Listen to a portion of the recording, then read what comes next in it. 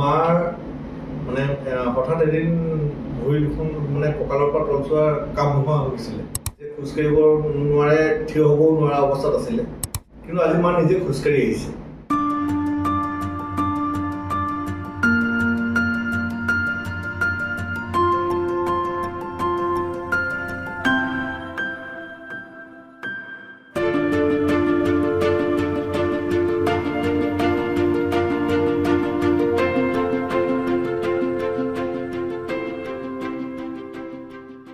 নমস্কাৰ, মই doctor Amulya Dutta, chief consultant physiotherapist, doctor দামানিছ নাৰ্ছিং হোম, ডিব্ৰুগড়।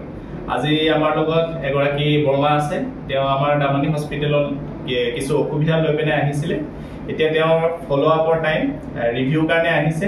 আমি তেওঁক প্ৰথমতে সুধিব বিচাৰিছোঁ তেওঁ কি অসুবিধা লৈ আহিছিলে আৰু এতিয়া চিকিৎসা কৰাৰ পিছত তেওঁ কেনেকুৱা পালে, আৰু এতিয়া ঘৰৰ পৰা আকৌ যেতিয়া হস্পিটেললৈ আহিছে এতিয়া তেওঁ কেনেকুৱা অনুভৱ, সেইখিনি আমি সুধিব বিচাৰিছোঁ।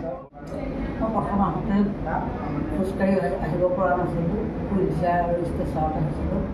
মই নিজে খোজকাঢ়ি আহিব পাৰিছোঁ আৰু তেখেতৰ পৰা মই বহুতখিনি সুবিধা পালোঁ। বহুত মৰমে বুজালে, মই এক্সাৰচাইজ ভাল ধৰণে কৰিলোঁ দুবেলা। এতিয়া ভগৱানৰ কৃপাত মই বহুত ভালে আছোঁ। নমস্কাৰ, আমি শিৱসাগৰৰ পৰা আহিছোঁ।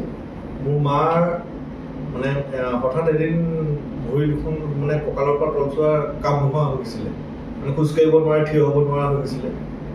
তাৰপৰা আমি ইয়ালৈ লৈ আনোতে তেওঁক ষ্ট্ৰেচাৰত লৈ আহিবলগীয়া হৈছিলে। তেওঁ নিজে খোজকাঢ়িব নোৱাৰে, থিয় হ'বও নোৱাৰা অৱস্থাত আছিলে। তাৰপৰা ইয়াত এডমিট হ'লোঁ। ছাৰে ট্ৰিটমেণ্ট কৰিলে, ফিজিঅ'থেৰাপি কোৰ্চ এটা চলিলে, মেডিচিনৰ কোৰ্চটোও চলিলে। চলাৰ পিছত যিখিনি এক্সাৰচাইজ দিছিলে মাক ইয়াত কৰোৱালে, ফিজিঅ'থেৰাপি কৰালে। কৰোৱাৰ পিছত যিখিনি এক্সাৰচাইজ ঘৰত কৰিবলৈ দিছিলে সেইখিনিও ঘৰত কৰোৱা হ'ল। দৰৱো চলিলে। আজি মাৰ মানে আপোনাৰ হেৰিত আহিছে, চেকআপত আহিছে, কিন্তু আজি মা নিজে খোজকাঢ়ি আহিছে আৰু তেওঁৰ সেই বিষ আৰু সেইখিনি একো প্ৰব্লেম নাই আজিৰ ডেটত। তাকে ছাৰক আজি অশেষ ধন্যবাদ জ্ঞাপন কৰিছোঁ।